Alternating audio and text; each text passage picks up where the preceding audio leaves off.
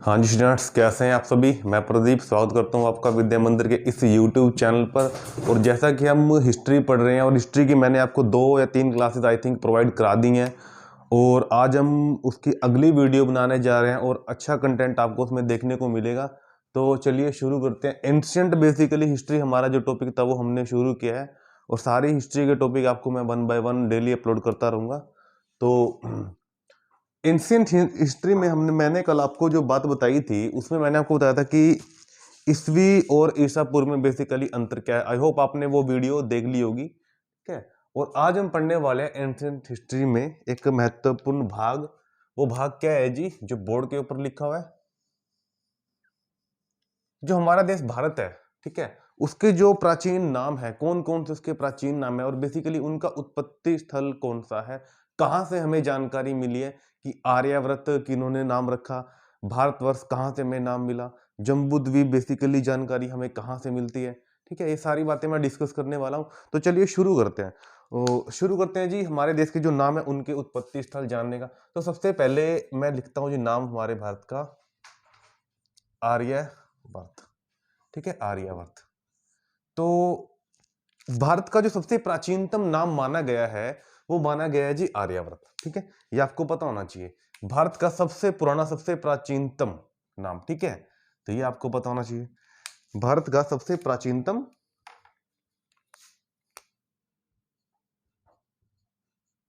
भारत का सबसे प्राचीनतम नाम, ठीक है जी, आर्यावर्त माना गया है। अब ये आर्यव्रत अगर माना गया है तो इसकी उत्पत्ति आपको पता होनी चाहिए। इसकी उत्पत्ति हुई कहां से, बेसिकली किनकी वजह से ये नाम हमारा पड़ा, तो ये आपको पता होना चाहिए। तो ये बात है जी 1500 बीसी। बीसी मीन्स ईसा पूर्व। ये बात है 1500 ईसा पूर्व की, ठीक है, जब हमारे भारत में आए थे आर्य, ठीक है जी। 1500 ईसा पूर्व क्या हुआ था जी, आर्यों का हुआ था आगमन, आर्यों का आगमन जी, ठीक है। अलग अलग इतिहासकारों का मत है कि आर्य जो हमारे देश में आए थे बेसिकली कहां से आए थे, लेकिन जो सबसे वैलिड मत माना जाता है वो माना जाता है इतिहासकार मैक्स म्यूलर का, ठीक है जी। वो मत माना जाता है इतिहासकार मैक्स म्यूलर का। उनके अनुसार जो ये आर्य हमारे भारत में आए थे, ये आए थे सेंट्रल एशिया से, मध्य एशिया से। तो ये बात भी आपको याद रखनी है, ठीक है जी। इतिहासकार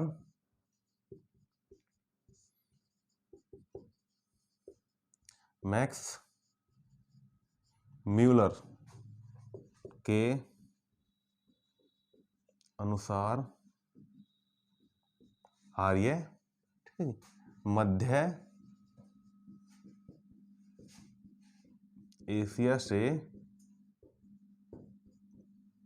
आए थे, ठीक है जी। मैक्स म्यूलर के अनुसार, जो कि एक वैलिड मत माना जाता है कि जो आर्यंस थे वो बेसिकली कहां से आए थे जी, सेंट्रल एशिया से, मध्य एशिया से। तो जब ये आए तो इन्होंने क्या किया, भारत पर अधिकार किया, भारत के भागों पर अधिकार किया। तो आपको यहां पर ध्यान रखना है इन्होंने किस एरिया पे अधिकार किया था, तो वो एरिया आपको ध्यान रखना है। अगर हम बात करें उत्तर की, तो उत्तर में ये लोग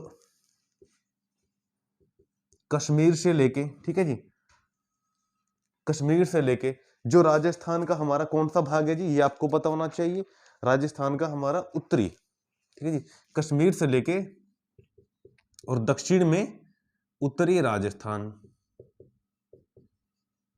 ठीक है जी। तो अगर हम बात करें पश्चिम की, तो पश्चिम की शुरुआत होती है जिनकी अफगानिस्तान से लेके और गंगा के पश्चिमी तट तक, पूर्वी भाग में, ठीक है जी। तो ये जो एरिया था इनका, ये आर्य लोग हमारे देश में आए थे, ठीक है, इनका ये अधिकार क्षेत्र था। इतने पे इन्होंने क्या किया था जी, अधिकार, ये क्या था जी, इनका अधिकार क्षेत्र। और यही अधिकार क्षेत्र क्या कहलाता है जी, यही पूरा का पूरा अधिकार क्षेत्र कहलाता है जी आर्यावर्त, ठीक है जी। यही पूरा का पूरा क्षेत्र कहलाता है जी आर्यावर्त। और इसी आर्यावर्त में इन्होंने एक ग्रामीण सभ्यता की शुरुआत की थी, ठीक है जी। इसी क्षेत्र के अंदर इन्होंने एक ग्रामीण सभ्यता की शुरुआत की थी, जिसका नाम आपको पता होना चाहिए, जिसे हम कहते हैं जी वैदिक सभ्यता। वेरी इंपॉर्टेंट पॉइंट है जी। तो इसके बारे में हम ये लाइन लिख सकते हैं। चलिए हम ये लाइन लिखते हैं जी। तो आर्यों ने बेसिकली इस भाग पर क्या किया जी, अधिकार किया, और यही भाग हमारा क्या कहलाया जी, आर्याव्रत। ठीक है, तो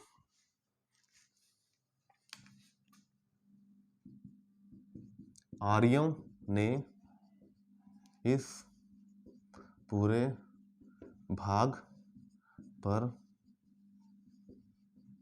अधिकार किया जो आर्याव्रत कहलाया। ठीक है जी, जो आर्याव्रत कहलाया। और दूसरी बात आपको ध्यान रखनी है, और इसी भाग पर इन्होंने, ठीक है जी, एक सभ्यता की शुरुआत की जो कि ग्रामीण सभ्यता थी। क्या बोलते हैं उसे हम, इन्होंने वैदिक सभ्यता की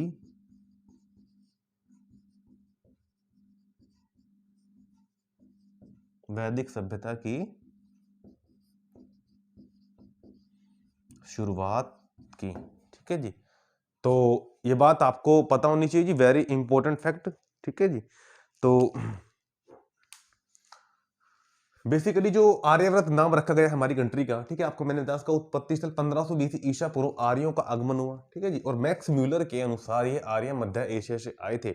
कश्मीर से लेके जो उत्तरी भाग पड़ता है, ये कश्मीर से लेके उत्तरी राजस्थान और अफगानिस्तान से लेके पश्चिमी जो गंगा का तट है, ठीक है, वहां तक इन्होंने अपना अधिकार किया, और इसी अधिकार पर इन्होंने क्या किया, ठीक है, एक सभ्यता बसाई जिसे हम बोलते हैं वैदिक सभ्यता, और इसी काल को बोला जाता है वैदिक काल। इसी काल को बोला जाता है वैदिक काल। ये काफी इंपॉर्टेंट है, ये आपको पता होना चाहिए, उत्पत्ति स्थल। चलिए अगला नाम भारत का जो है उसके बारे में जानने की हम कोशिश करते हैं। आर्याव्रत मैंने आपको बता दिया कि उत्पत्ति स्थान बेसिकली कौन सा है। चलिए जी, अगला जो नाम होगा वो हम डिस्कस करते हैं जी, वो होगा जी भारतवर्ष। अब ये भारतवर्ष कैसे नाम पड़ा हमारे भारत का, चलिए शुरू करते हैं इसके बारे में पढ़ना। ठीक है, अब ये वैदिक काल की बात है। ठीक है, जो भारतवर्ष हम नाम पड़ा था वो हम डिस्कस करेंगे उत्तर वैदिक काल में। ठीक है जी, तो जो दूसरा नाम पड़ा था वो था भारतवर्ष। अब ये भारतवर्ष का उत्पत्ति स्थल क्या है जी, ये आपको पता होना चाहिए। भारतवर्ष का उत्पत्ति स्थल क्या है जी, तो चलिए शुरू करते हैं। तो आप सभी को पता है उत्तर वैदिक काल में, उत्तर वैदिक काल में, ठीक है जी, सबसे बड़े महाकाव्य की रचना की गई थी। और वो महाकाव्य क्या है, सबसे बड़े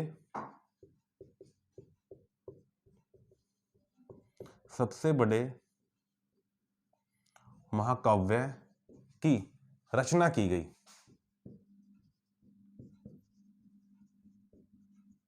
जिसका नाम क्या है जी, महाभारत।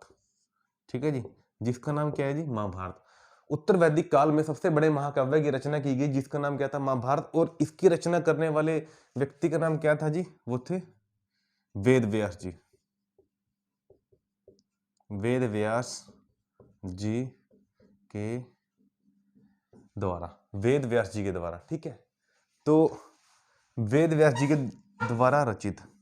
चलिए अब आपको मैं क्यों बता रहा हूं ये बात, ठीक है, आपको ये बात इसलिए बता रहा हूं, इसी महाभारत के अंदर ही, इसी महाभारत के अंदर ही उल्लेख मिलता है किसका, इस भारतवर्ष नाम का।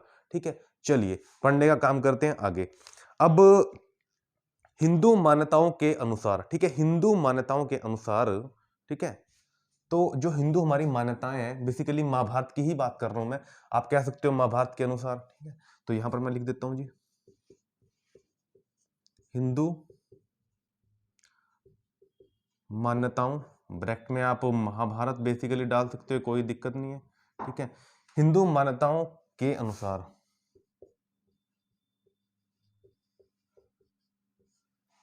ठीक है जी, दुष्यंत और शकुंतला का पुत्र, ठीक है, भरत, दुष्यंत और शकुंतला का पुत्र दुष्यंत और शकुंतला का पुत्र जिसका क्या नाम था जी, भरत। ठीक है,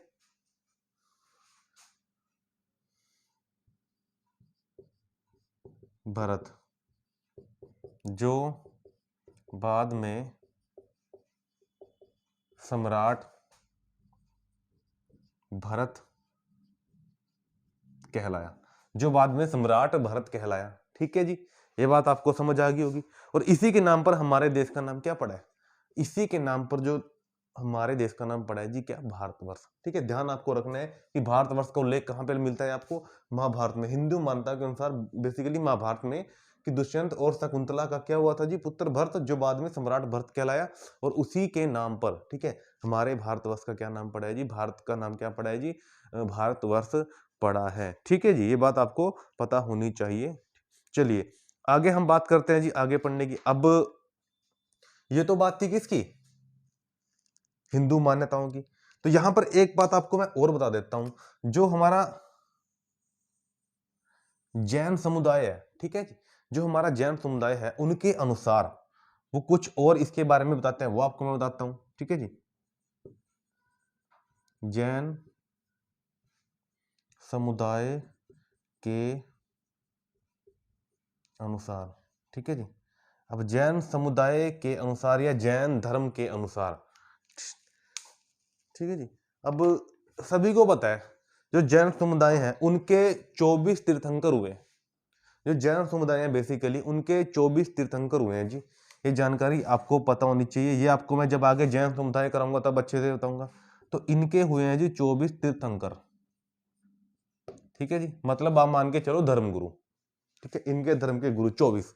तो इनमें से जो प्रथम तीर्थंकर थे, ठीक है, जो फर्स्ट तीर्थंकर थे वो थे ऋषभ देव। इनके जो प्रथम, फर्स्ट तीर्थंकर वो थे जी, वो थे जी ऋषभ देव। ठीक है जी, वो थे जी ऋषभ देव, ये बात आपको पता होनी चाहिए। अब बौद्ध ग्रंथ से जानकारी मिलती है कि इनके थे दो पुत्र। ठीक है जी, इनके थे दो पुत्र। एक पुत्र का नाम क्या था जी, भरत। ठीक है जी, एक पुत्र का नाम था इनके भरत, और दूसरे पुत्र का नाम था जी गोमटेश्वर। दूसरे पुत्र का नाम था जी गोमटेश्वर।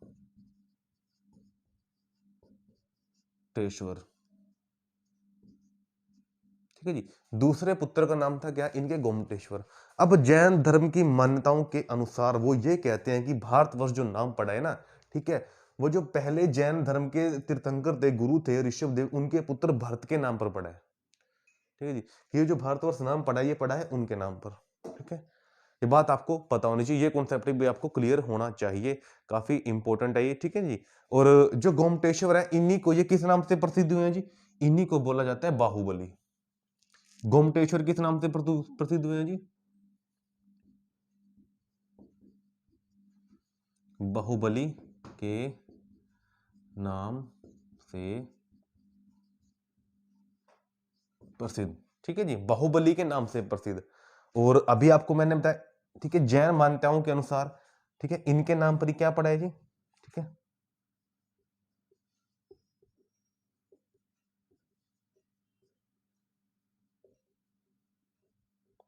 भारतवर्ष नाम पड़ा। ठीक है जी, तो इनके नाम पे क्या है जी, भारतवर्ष नाम पड़ा। ये चीज आपको क्लियर होनी चाहिए। चलिए आगे हम पढ़ने का काम करते हैं। तो आपको मैंने बता दिया जी, आर्यव्रत नाम, आर्यव्रत नाम बेसिकली कहाँ से मिला। ठीक है, उसके बाद जो भारतवर्ष नाम है वो कहाँ से मिला। चलिए हम शुरू करते हैं जी अगला नाम पढ़ने की, उनकी जानकारी लेते हैं जी। आर्यव्रत आर्यों के द्वारा रखा गया जी। ठीक है, भारतवर्ष, दोनों कॉन्सेप्ट आपको मैंने बता दिए। अब जो तीसरा नाम है वो हम डिस्कस करते हैं। वो नाम क्या है जी हमारे देश का, वो नाम है जी हिंदुस्तान।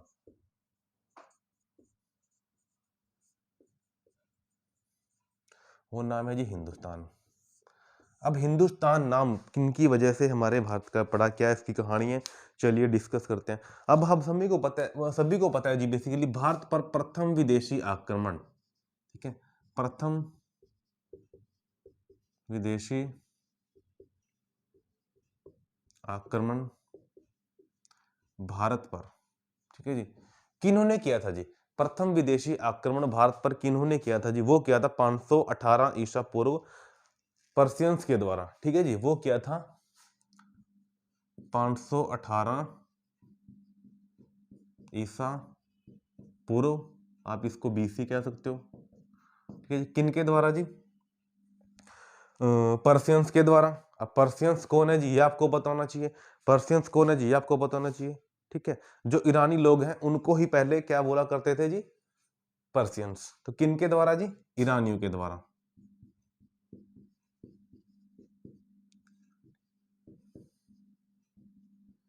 ठीक है, तो किन के द्वारा किया गया जी? प्रथम जो आक्रमण था भारत पर वो किया गया था जी ईरानियों के द्वारा। और ईरानियों का वो व्यक्ति कौन था जिन्होंने सबसे पहले ये आक्रमण किया?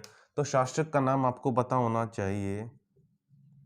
शासक का नाम है जी दारा प्रथम। शासक का नाम क्या है जी? दारा प्रथम, या फिर डेरियस फर्स्ट, या फिर क्या नाम है जिसका? Darius first. ठीक है जी, दारा प्रथम या डेरियस प्रथम, जो कहां का शासक था जी? हखामनी वंश का शासक ईरान में। जो हखामनी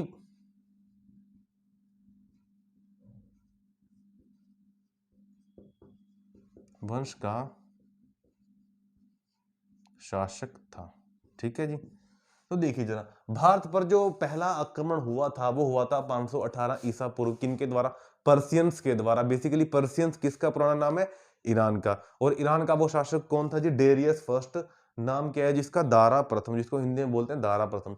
इसके द्वारा जी वो अटैक किया गया था। चलिए अब आगे डिस्कस करने का काम करते हैं जी। तो जो भारत पर आक्रमण करने वाला जो सबसे पहला विदेशी शासक था वो क्या था जी? अभी मैंने आपको बताया, डेरियस प्रथम। और आपको पता है भारत के उत्तर में एक नदी बहती है जी, ठीक है, जिसका नाम क्या है जी? सिंधु। ये आपको बताना चाहिए। भारत के उत्तर में एक नदी बहती है जी, जिसका नाम क्या है जी? सिंधु। और इन पारसियों ने ही सबसे पहले हमारी इस सिंधु नदी को कहा था इंदु। ठीक है जी, तो ये बात आपको यहां पर लिखनी है। ठीक है जी, तो इन्होंने प्रथम जो आक्रमण किया तो इन्होंने देखा कि भारत के उत्तर में एक नदी बहती है जी, सिंधु। सिंधु नदी बहने के कारण, भारत के उत्तर में सिंधु नदी बहने के कारण, ठीक है जी, इन्होंने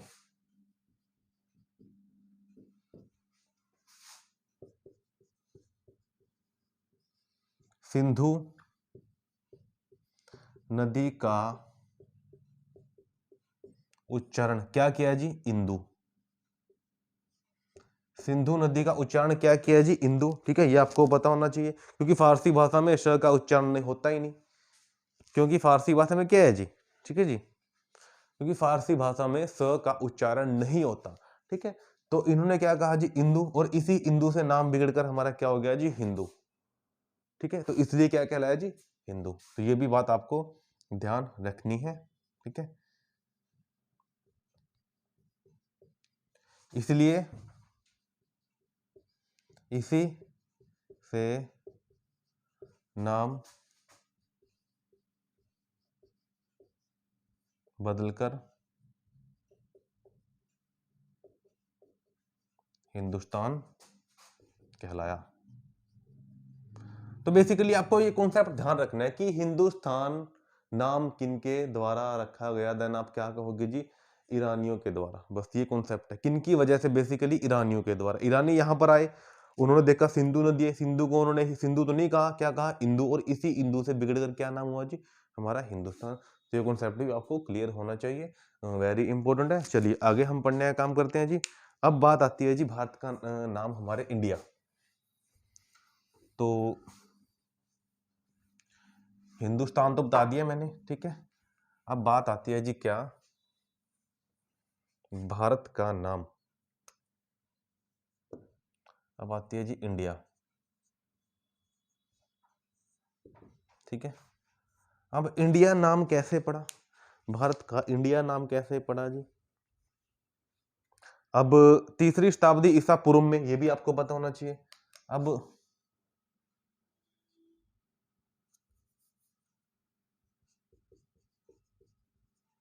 तीसरी शताब्दी ईसा पूर्व में क्या होता है जी? तीसरी शताब्दी ईसा पूर्व में क्या होता है जी?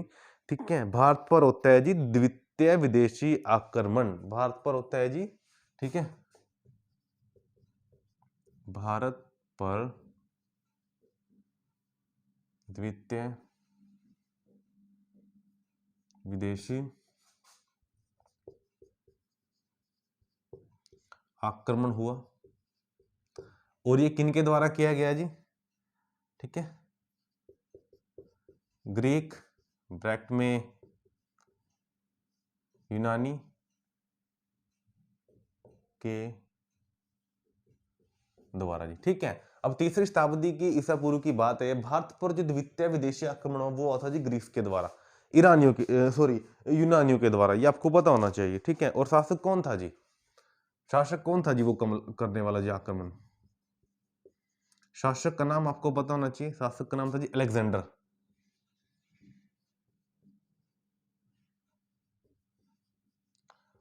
शासक का क्या नाम था जी? अलेक्जेंडर। और जिसको आप हिंदी में क्या बोलते हो जी? सिकंदर।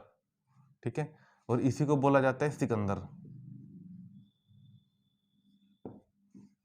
ठीक है जी, इसी को बोला जाता है सिकंदर। तो इन्होंने क्या किया जी? भारत पर दूसरा विदेशी आक्रमण किया। और इन्होंने ही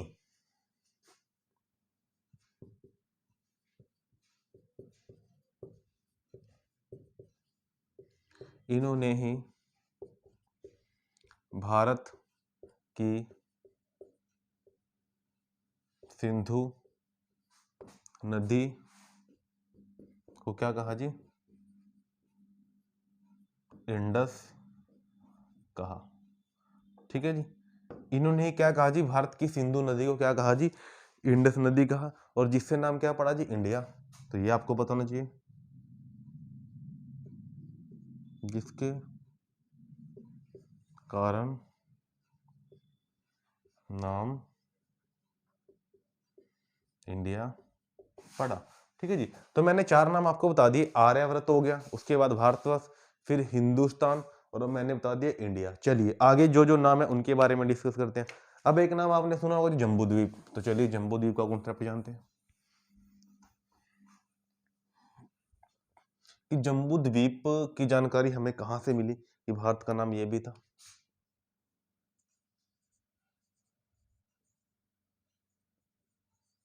जम्बू द्वीप, ठीक है जी।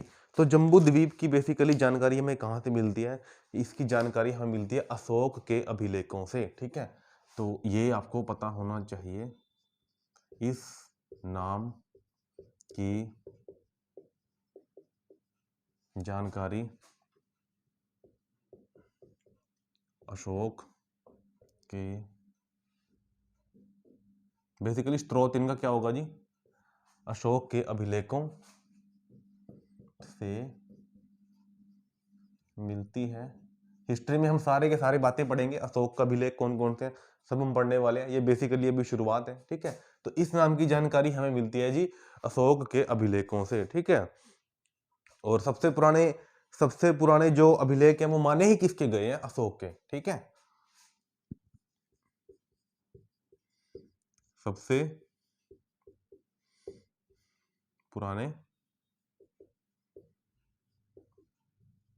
अभिलेख वो अशोक के ही माने गए हैं जी।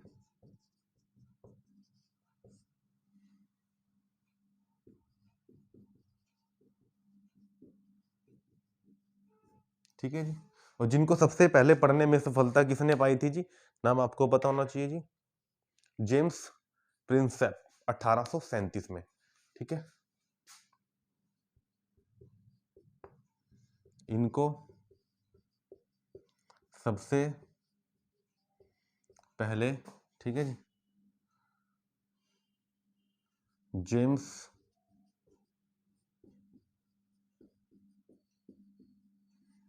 प्रिंसेप ने 1837 में पढ़ा था। ठीक है जी, तो जम्बू द्वीप की जानकारी हमें मिलती है यहां से। चलिए अगला डिस्कस करते हैं। हमारे भारत का एक नाम हो रहा है जी यिन टू। ये आपको पता होना चाहिए, वो लिख देता हूँ यहाँ पे मैं, पांचवा नाम। तो अगला नाम क्या है जी, वो है यिंतु। तो ये आपको पता होना चाहिए। अब यिंतु ये जो नाम है वेरी इंपॉर्टेंट, ठीक है, इसका जो स्रोत है जानकारी के बेसिकली वो क्या है। तो जैसा कि नाम में आपको समझ आ रहा होगा कि नाम कौन सी लैंग्वेज का ये नाम है, तो ऐसे ही आप आंसर भी कर सकते हो। तो बिल्कुल इसकी जानकारी हमें चीनी यात्रियों के वृत्तांतों में मिलती है।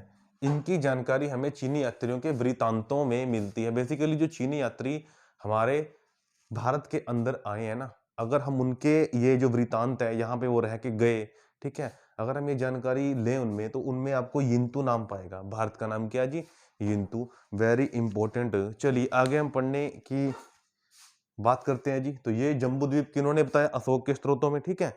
और यिंतु नाम कहां से मिला जी, चीनी यात्रियों के वृत्तांतों में। चलिए अब आपको एक फैक्ट और बताता हूं मैं, ठीक है। चलिए जी,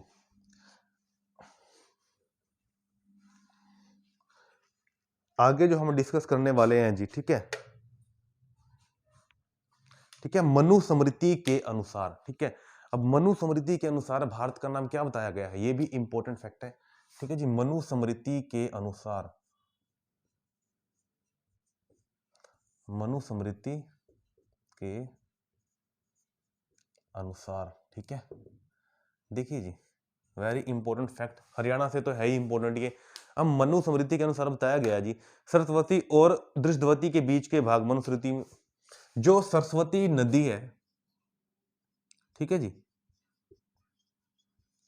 सरस्वती नदी और, ठीक है जी, सरस्वती नदी और दृष्टवती,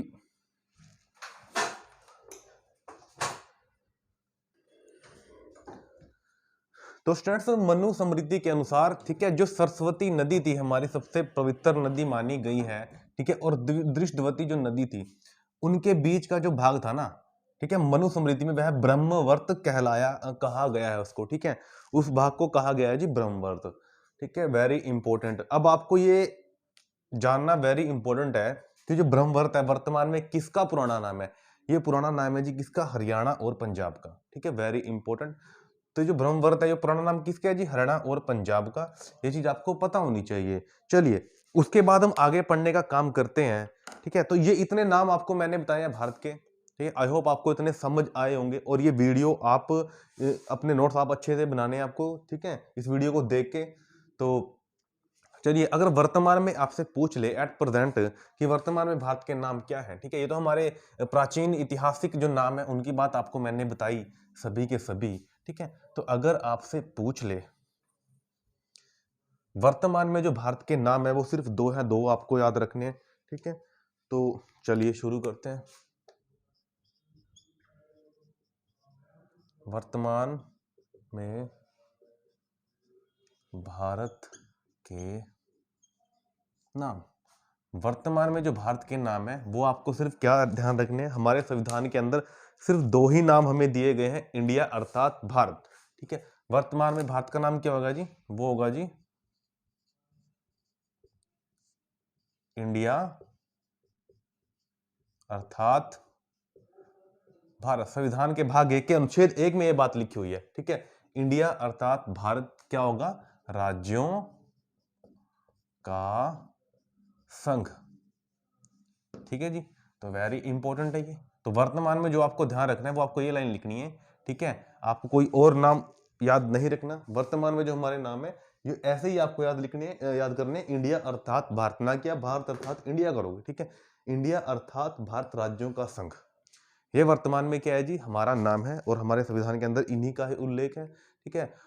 तो आई होप बच्चों आपको ये वीडियो पसंद आई होगी, ठीक है। इनके आप अच्छे से नोट्स बनाना, ठीक है, वीडियो को पूरा देखना। अगर कोई भी गलती किसी प्रकार की आप लोगे तो कमेंट जरूर करना, ना समझ आए तब भी आप कमेंट करना, ठीक है। तो चलिए मिलते हैं नेक्स्ट वीडियो में। आपको हिस्ट्री की नए जो टॉपिक हैं वो मैं लेके आऊँगा। तो थैंक यू सो मच।